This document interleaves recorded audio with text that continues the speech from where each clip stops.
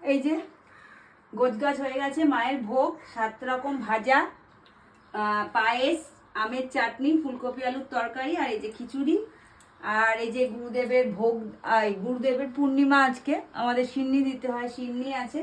এই যে নারায়ণের ভোগ, ডাইনে বায়ে নৈবেদ্য দিতে হয়। এই যে সাজানো হয়ে গেছে মোটামুটি। এই যে মায়ের পদ্মটা এখন শুধু ফোটানো বাকি আছে, আর সবার মধ্যে তুলসী পাতা দিচ্ছি, কারণ ঠাকুরের খাবারে তুলসী পাতা দিতে হয়। এই যে, আর এই যে ব্রাহ্মণের সব গোছানো, 4টের সময় ব্রাহ্মণ আসবে, এখন 3টে বাজে। মায়ের পদ্মটা ফুটিয়ে রাখছি। জয় মা লক্ষ্মী। বন্ধ করবেন। এই যে আমাদের ঠাকুর, আমাদের মূর্তিতে পুজো হয় না, আমাদের এই পেতলের যে লক্ষ্মীনারায়ণ আছে, এটা আমার শাশুড়ি মায়ের, সেটাই আমাদের পুজো হয়, এই বিগ্রহতেই পুজো হয়। এই যে সব গুছিয়ে রেখেছি, সিন্নি দেওয়া হয়ে গেছে ঠাকুরের, শুধু ব্রাহ্মণ আসার অপেক্ষায়। আর এই দিনে তো ব্রাহ্মণের কি বলবো, আর 4টে বলেছে, কটায় আসবে আমি জানি না। সবাই তো দাঁড়িয়ে থাকে, কোন বাড়িতে পুজো করবে ঠিক করে পায় না। এই যে 5টা ফল সব গোছানো আমার হয়ে গেছে। এই যে মায়ের অল্প করে ভোগটা এনে দিই, এত বড় হাঁড়ি তো এখানে জায়গা হয় না, ছোট্ট ঘর। এই যে ব্রাহ্মণের সব গুছিয়ে রেখেছি। এই যে থালা, আমাদের পুষ্পাঞ্জলির থালা, মায়ের মায়ের গামছা, মায়ের চেলি কাপড়, মায়ের চন্দন বেটে সব করে রেখেছি, আমি সব করে রাখি।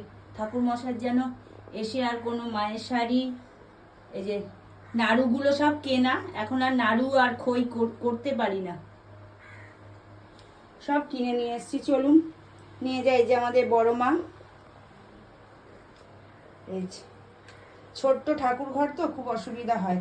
আর দেখুন না, আলপনাও দিই না এখন আর। এই যে স্টিকার কিনে স্টিকার লাগিয়ে দিয়েছি সব, এখন সব স্টিকার পাওয়া যায়, স্টিকার লাগিয়ে দিয়েছি।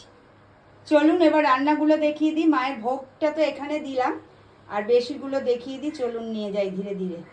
এই যে মায়ের ভোগ, এটা কপির তরকারি, চাটনি, এই যে 7 রকম ভাজা, আর এই যে পায়েস, এগুলো বেশি বেশি, মায়েরটা বেড়ে নিয়েছি। আর এই যে মায়ের ভোগ, এই মাকে কামনা করি বছর বছর যেন এরকম মায়ের দিতে পারি ভোগ, আপনারাও কামনা করবেন।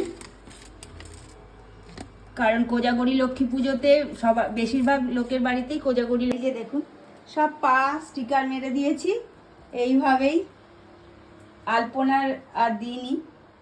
এই যে সবাই মাকে দর্শন করুন, মা সবার মঙ্গল করুক, সবার ঘরে যাক, সবাইকে ভালো রাখুক, ভালোভাবে যেন পুজোটা করতে পারি, ব্রাহ্মণ যেন চলে আসে, আর আমার শ্বশুরমশাইও যেন ভালো থাকে, এই কামনা। এবারে শাশুড়ি মা আসতেই পারেনি শ্বশুরমশাইয়ের দেখভালের জন্যে, মা যেন আমাদের মঙ্গল করেন, এই কামনা করি সবসময়।